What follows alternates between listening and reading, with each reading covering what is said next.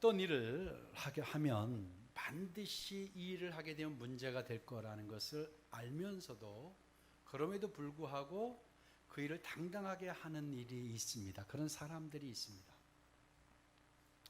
그럴 때는 무언가 믿는 구석이 있을 때 망설이지 않고 그 일을 하게 됩니다. 그렇지 않다면 그 일이 소명이거나 신념일 수도 있기 때문입니다. 아니면 두 가지가 다일 수도 있어요.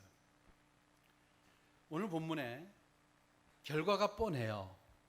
결과가 분명한데도 유대 권력자들이 명령한 함구령, 절대 예수에 대해서 말하지 마라 라고 한 함구령을 정면으로 맞선 사람들이 있었습니다.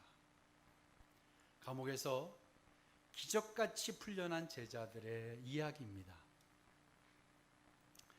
대제사장과 사두개인의 당파가 다 마음의 시기가 가득하여 사도들을 잡아 옥에 가두었죠.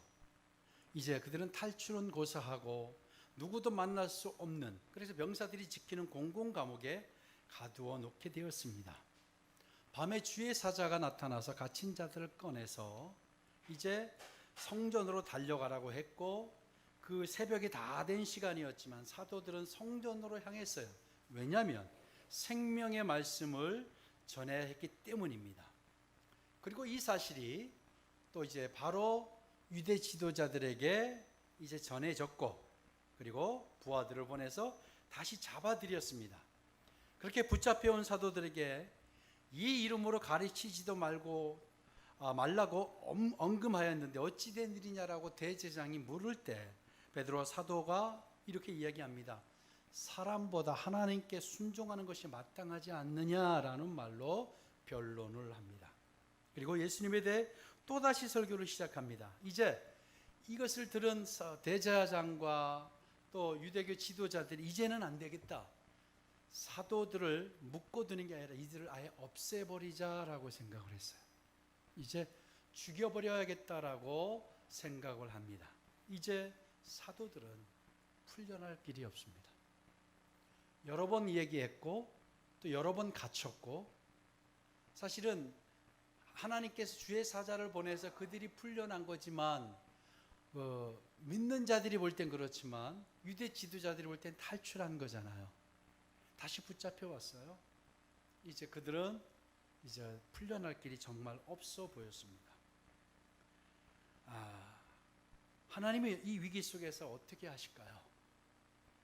하나님은 어떻게 하셨는지 우리가 지난 주간 같이 나누었죠. 하나님은 한 사람을 부르셨어요. 그 사람이 누구냐면 유대 지도자였던 바리새파 사람의 라반이었던 가말리엘이었습니다. 당대에 다 존경했고 당대에 정말로 큰 스승이었던 가말리엘이었습니다. 그러니까 하나님께서는요, 이렇게 초자연적으로 역사하기도 하지만 하나님은 대부분 어떻게 일하시냐면 사람들을 통해서 일하십니다.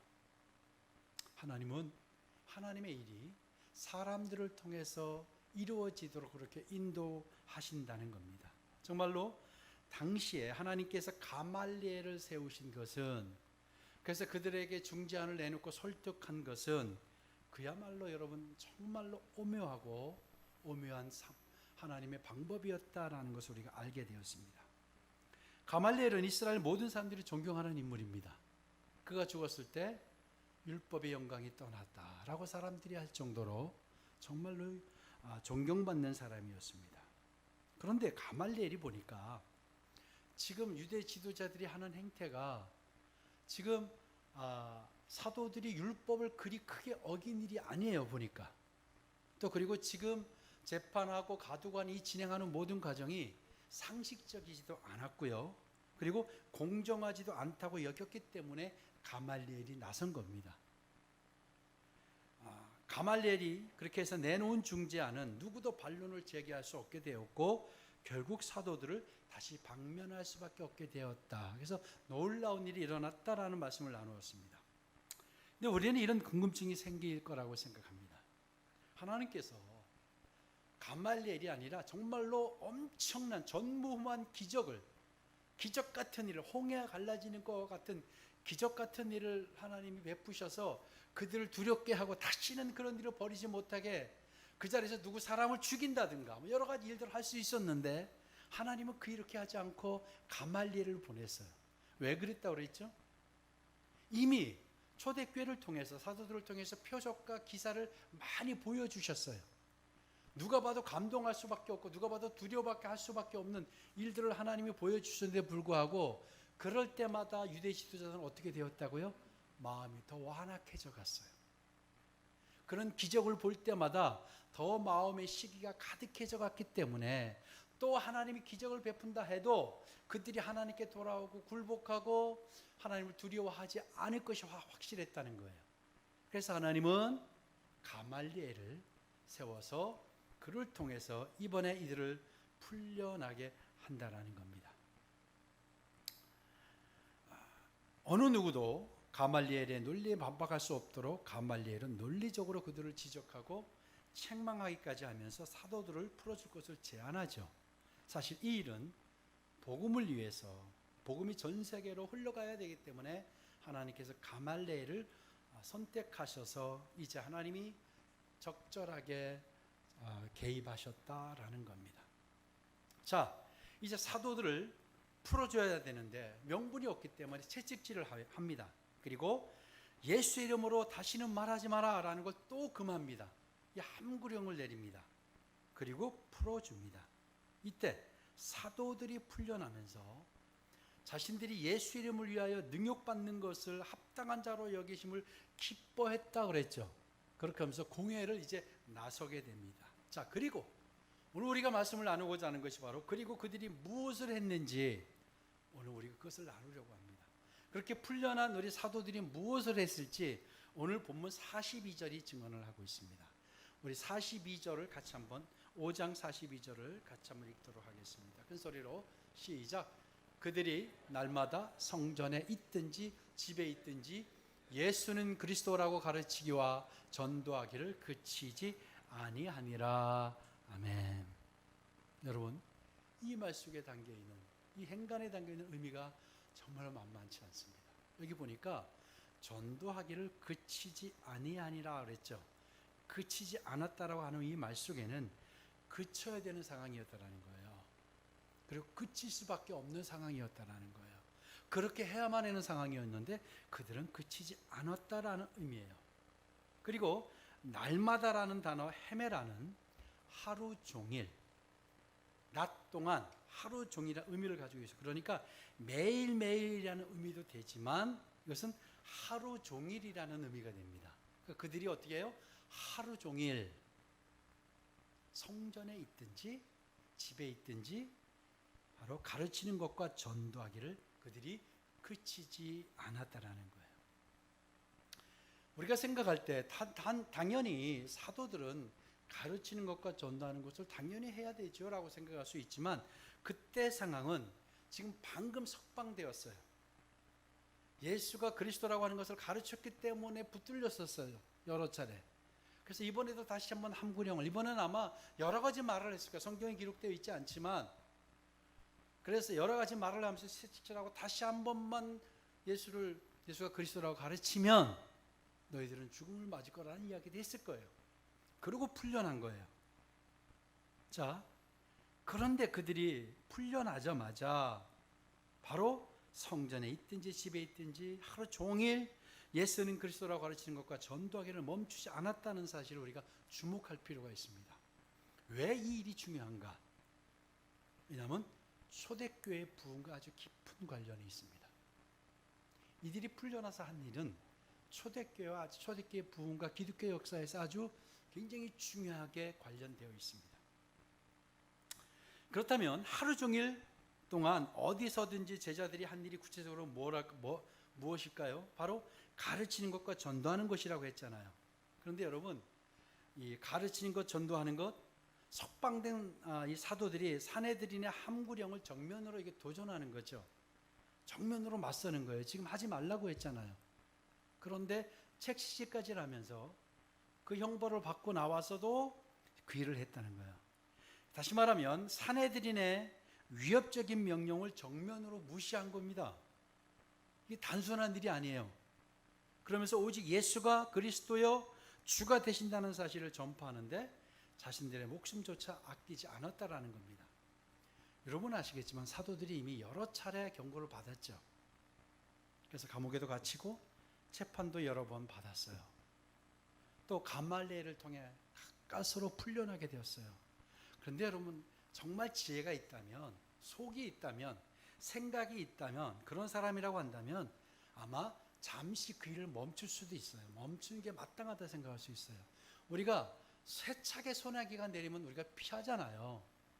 그러니까 자, 이제 그렇게 어려움을 당했으니까, 죽을 위기에도 놓였으니까 잠깐 멈춰 있다가, 조금 있다가 좀 그들의 마음이 수그러들면 복음을 전하자. 이렇게 생각할 수 있지 않아요? 당연한 거. 왜냐하면 지금 죽음의 위협까지 그들이 견뎌야 했어요. 그렇다고 한다면 그래, 내가 한 달이건 아니면 몇 주건 내가 좀 잠깐 좀 멈췄다가 해야 되겠다라고 생각하는 것이 인지상정일 거예요. 그런데 어디에 있든지 하루 종일 예수가 그리스도라는 사실을 가르치는 것과 전도하는 것을 결코 이 사도들은 멈추지 않습니다. 이 사도들이 가르친 내용이 우리가 무엇인지를 정말 살펴봐야 됩니다. 예수가 그리스도라는 정말 단순하지만 강력한 이야기, 이건 대단히 강력한 이야기예요. 왜냐하면 여러분 그리스도란 히브리어 메시아를 헬라어로 옮기면 그리스도가 됩니다. 이 뜻은 뭐예요? 자기 백성을 구원할 자니까 구원자라는 거예요. 그러니까 예수가 구원자라는 걸 가르쳤다라는 거예요. 그러니까 진짜 구원자가 누구냐? 사람들이 여러 말을 하지만 누가? 예수가 그리스도라는 거였어요. 자, 그런데 여러분 예수가 그리스도 메시아다라고 말하면 무엇을 말해야 되냐면 이분이 누구냐?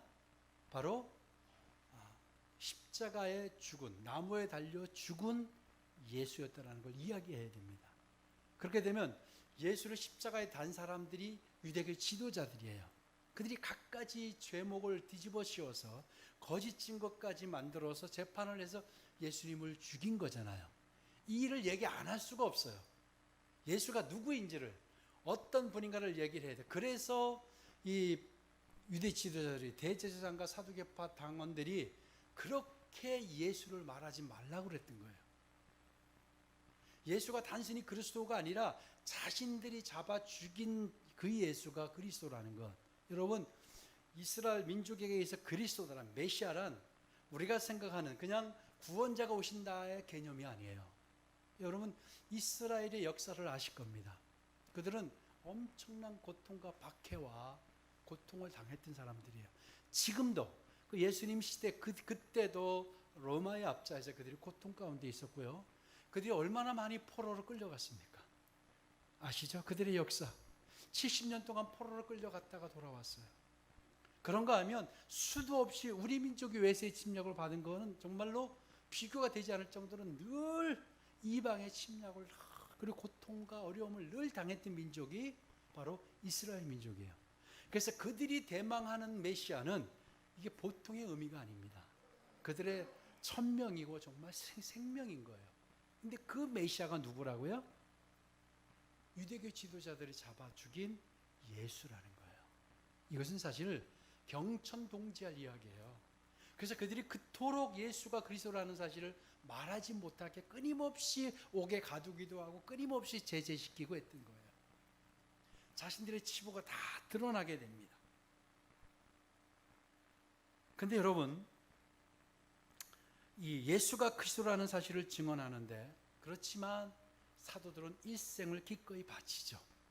자, 그런데 그 대가로 그들이 생명을 다해서 목숨을 걸고 바쳤어요.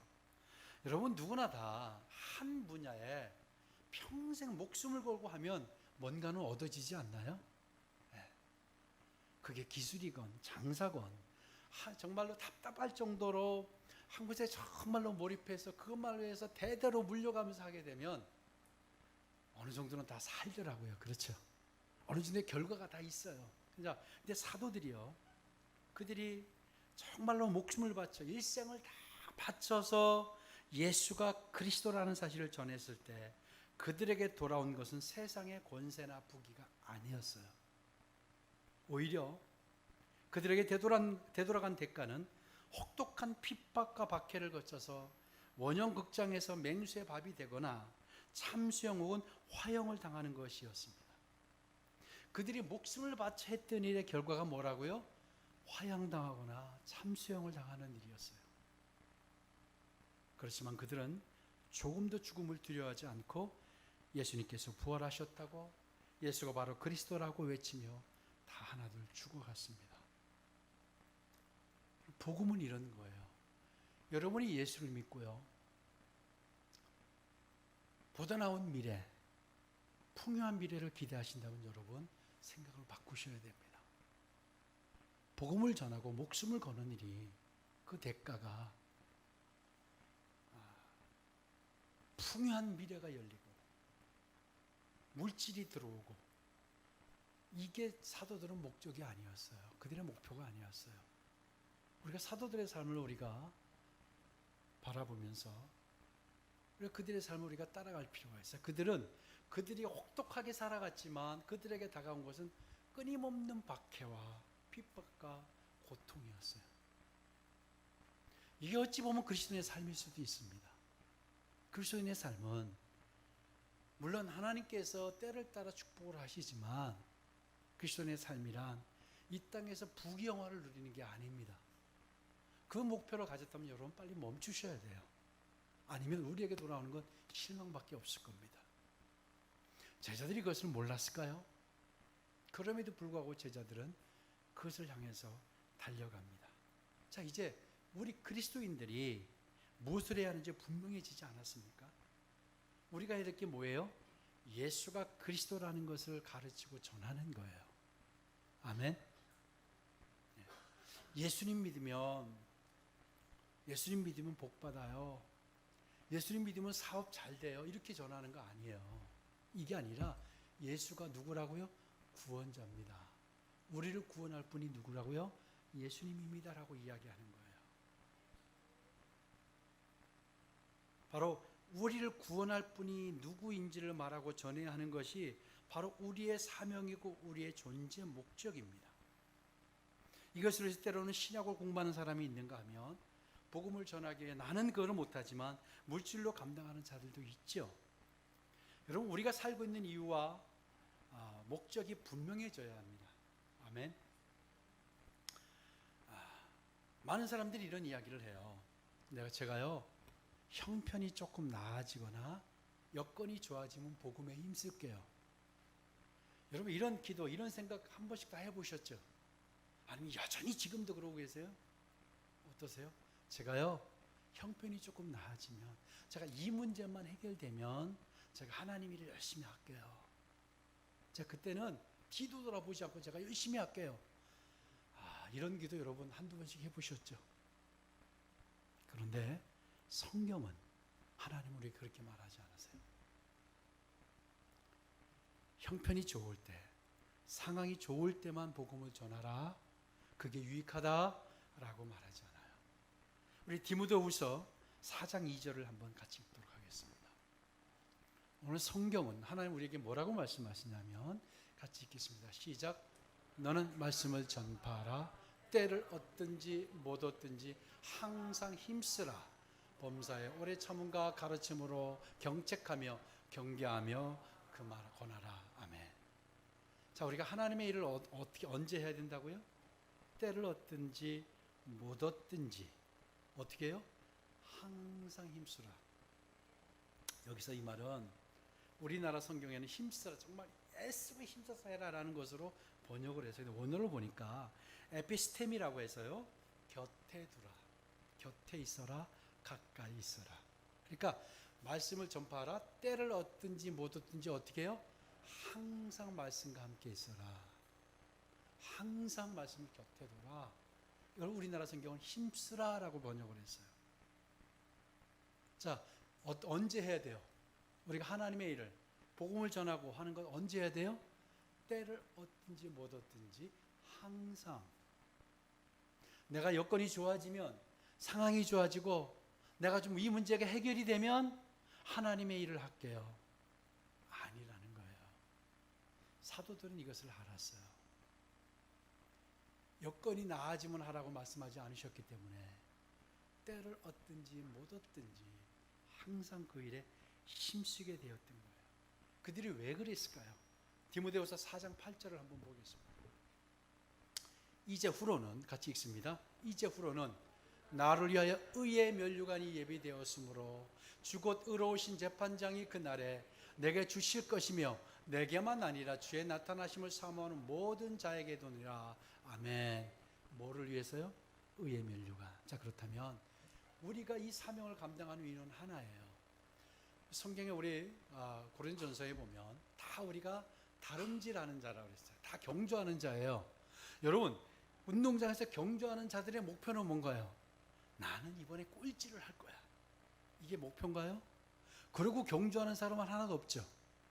우리 운동장에서 다름질하는 사람의 목표는 다 1등을 하고 싶은 거예요. 그래서 상급을 받기를 원해요. 우리 모두는요, 의의 면류관을 받기 위해서 일하는 거예요. 네. 어떤 면류관? 의의 면류관이에요. 이 땅이 말하는 면류관이 아니에요. 이것을 위해서 사도 바울도 고난을 기뻐하며 달려간다고 그랬어요. 바로 이 제자들은 왜 항상 언제나 때를 얻든지 못 얻든지 의의 면류관은 예비되었으므로 사도들은 석방되자마자 목숨을 두려워하지 않고 이를 감당하게 되었습니다. 자, 이제 우리가 하나님의 일은 언제 하는 거라고요? 때를 얻든지 못 얻든지 언제나. 무슨 일을 해야 돼요? 예수가 그리스도라는 이야기를 해야 돼요. 요즘 저는 이제 그 문자를 받을 때마다 감동이 있는데, 우리 이시온 자매 아버님이 그 주말에 가시는지 그 서울역에 가서 노숙자들을 상대로 늘 복음을 전하세요. 이분이 코로나를 걸려가지고 죽다 살아오신 분이에요. 그러고 나서 바로 또 거기서 걸렸거든요. 노숙자들하고 있다가 걸렸는데 또 가서 저한테 매주 보내세요. 그 광경을. 정말 때를 얻든지 못 얻든지 하시는 것 같아요. 그분이 뭘 얘기하겠어요? 예수가 그리스도라는 걸 이야기하는 거예요. 어제 하나는 일본인이고 하나는 이제 아빠는 한국 사람, 엄마는 일본 사람인 두 청년 형제 두 사람이 어제 저를 찾아왔어요. 누군 저는 신천지인가 했더니 신천지가 아니고 통일교 신학생들이에요. 우리나라에 온 지 1년 됐다고 해요. 한국말을 곧잘 합니다. 그래서 그들에게 어제 제가 복음을 전했어요. 와서 너무 저하고 너무 성경을 보는 시각이 너무 달라요. 그래서 제가 창세기부터 계시록까지 그들이 제가 전도했어요. 예수를 우리하고 너무 다르게 해석을 해요. 사람의 아들이에요. 그리고 문선명도 예수고. 그래서 제가 성경을 다 찾아가면서 그래서 제가 그랬어요. 젊은 친구들이기 때문에 나는 기대를 한다. 그러면서 내가 할 결론은 뭐냐? 그들이 이제 공부 열심히 하는 게 원리 강론인 것 같아요. 성경을 좀 공부해라. 성경을 해라. 성경을 한 번 이상 읽어봤냐? 안 읽어봤대요. 힘들대요. 성경을 읽는 게. 그러니까 성경 읽는 방법, 그리고 성경을 끊임없이 읽어봐라. 그러면서 사실 그들이 저한테 전도를 하러 온 건 아니고 레포트를 써야 되는데 기독교에 대한 레포트를 써야 된대요. 근데 모든 목사님들이 다 거부한대요. 전화를 하면 다 해서 와라.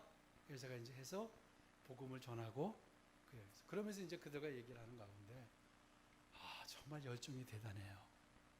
그래서 제가 마지막으로 나가면서 정말 잘생긴 친구들이에요.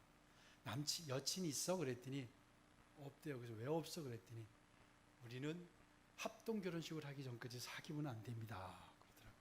왜? 그랬더니 우리가 정결해야 되는데 아니 뭐 사귄다고 잘못되는 거야? 그랬더니 사귀게 되면 반드시 우리가 성관계를 해야 되는데 그럼 큰일 납니다. 그러더라고요. 그 이야기를 하면서 복음에 대한 열정이 대단했어요. 정말 이단이 우리보다 더 열심히 해요. 그렇죠? 잘못된 이단이 뭐다? 불교와 다르다. 이단이 뭐다라고 하면 우리 성경대로 하지 않는 것이 이단이다. 하면서 끊임없이 제가 이야기하고, 왜 문선명은 이렇게 부자냐? 그리고 왜 통일교 교인들은 이렇게 가난하냐? 맞냐 안 맞냐? 맞대요. 그런 이야기 쭉 하면서 제가 복음을 이렇게 전했어요. 그대로 보면서 저도 오늘 말씀을 생각하면서 때를 얻든지 뭐든지 우리가 해야 되는 거예요. 뭐가? 예수가 그리스도라는 것을 전하는 거예요. 뭘로 전해야 할까요? 삶으로 전하는 거예요. 자, 오늘 보니까요, 목숨을 두려워하지 않고 가르치기와 전도하기를 힘쓰서 어떤 일이 일어났는지 오늘 말씀의 결론이에요. 6장 1절 상반절을 한번 보겠습니다. 자, 앞부분만. 자, 그때의 제자가 더 어떻게 해요? 많아졌는데. 자, 그런데 사도행전 1장부터 쭉 왔어요. 믿는 자들이 많았다는 얘기가 계속해서 나왔죠. 5,000명이나 되었다. 믿는 자들이 많았다. 그런데 6장 1절에서 어떤 이야기가 나오면 제자가 많아지기 시작했다라고 이야기해요.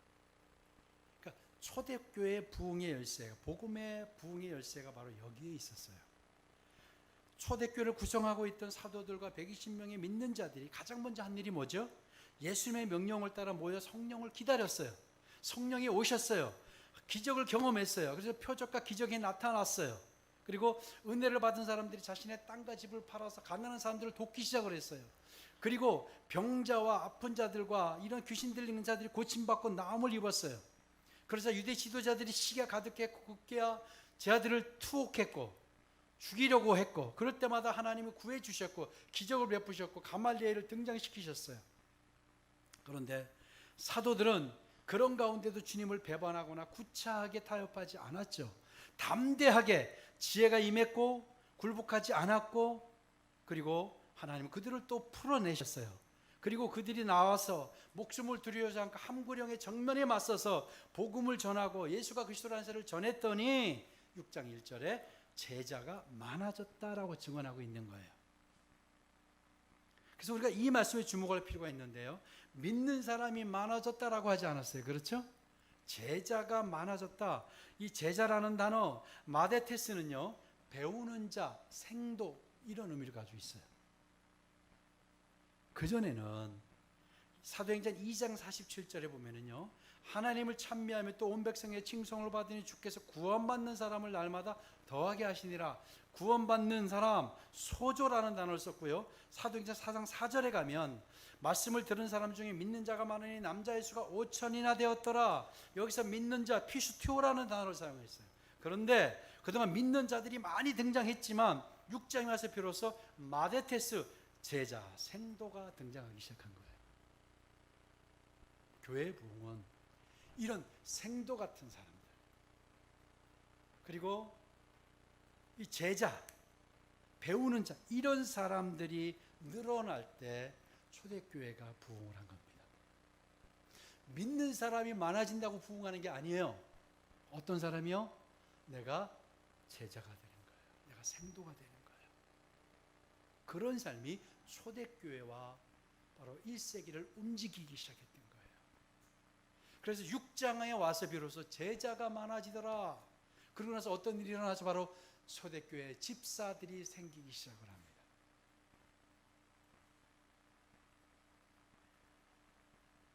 성령이 임하면 표적과 기사가 드러나죠. 그래서 온갖 박해와 핍박의 생명의 위협 속에서도 예수가 그리스도인 것을 가르치게 돼요. 그리고 나서 이 고통 가운데 정말로 아무것도 보이지 않지만, 오히려 핍박과 죽음의 위협이 다가오지만 그래도 그리스도라고 가르치니까 제자들이 생겨났다.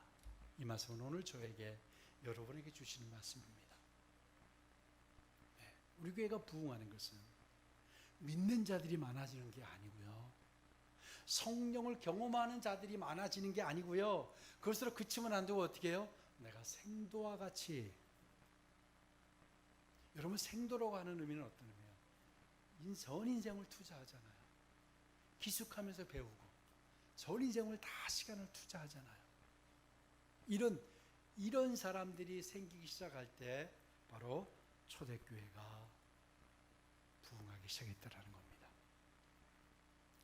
예수가 그리스도라는 것을 가르치는 것, 이게 무엇을 의미할까요? 예수가 구원자입니다라고 말하는 것입니다. 또 한 가지는 바로 우리가 사는 목적도 방법도 형식도 예수 그리스도를 드러내는 것, 이것이 바로 예수가 그리스도라는 것을 드러내는 겁니다. 여러분의 삶 가운데 어떤 삶을 사시냐면 생도 같은 삶을 한번 살아보세요. 하나님, 저는 그를 다른 말로 제자라고 합니다. 참 한국교회가 지금 통탄하는 일이 있어요. 80년대를 지나면서 90년대 제자 훈련이 얼마나 많이 일어났는지 몰라요. 제자 훈련을 하지 않으면 뒤처진 교회고 잘못된 교회라고 생각을 했어요. 평신도를 깨운다, 이것이 큰 반향을 일으켰죠. 제자들을 그렇게 양성하라고 했는데 제자가 이렇게 정말로 제자가 나타나지 않았어요. 그래서 다시 초대교회 성령의 역사로 돌아가자, 이 붐이 교회 교계에 일어나고 있잖아요. 그러면 진짜 제자가, 진짜 생도가 생기리라고 믿습니다. 바로 이런 사도들은, 그들은 보다 나은 미래를 위해 살지 않았다는 것. 여러분, 어쨌든 그리스도인의 삶은 풍요로운 미래를 꿈꾸고 그것을 위해서 하는 것, 그건 종교이에요. 그건 미신이에요. 내가 예수를 믿으면 여러분, 난 잘 될 거야. 그리고 나는 사업도 잘 될 거야. 이게 목적이 되면 안 된다는 거예요. 내가 하나님을 잘 섬겼더니, 목숨을 다해서 생명을 다해 섬겼더니 하나님이 그런 축복을 주시, 이거는 하나의 하나님이 덤으로 주시는 축복인 거예요.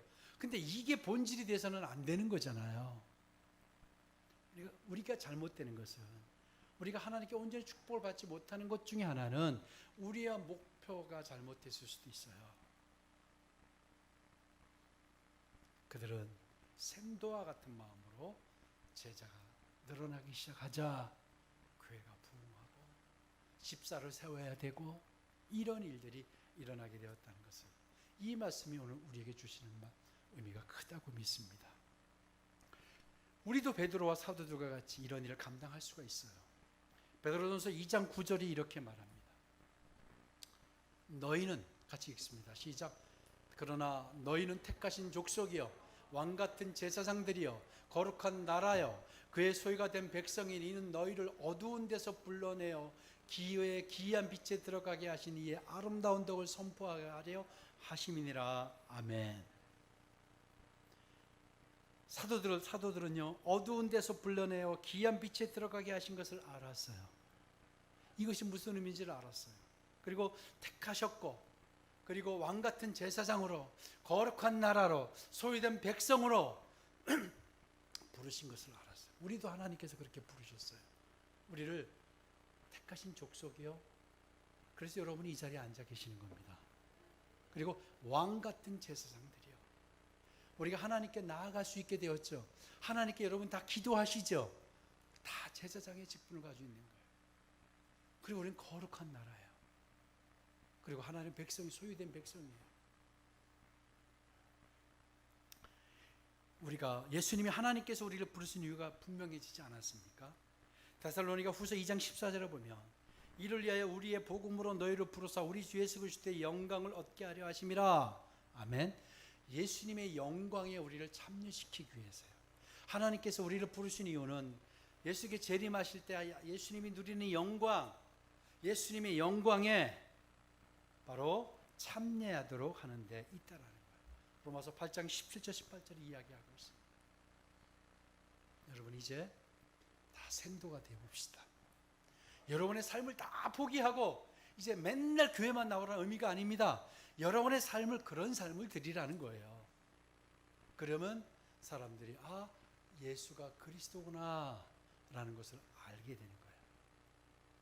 그런 삶이 여러분 앞에 온전히 돌파되고 풀려지기를 주 이름으로 축복합니다. 그래서 6장 1절이 우리 교회 가운데 있기를 주 이름으로 축복합니다. 우리 기도하겠습니다.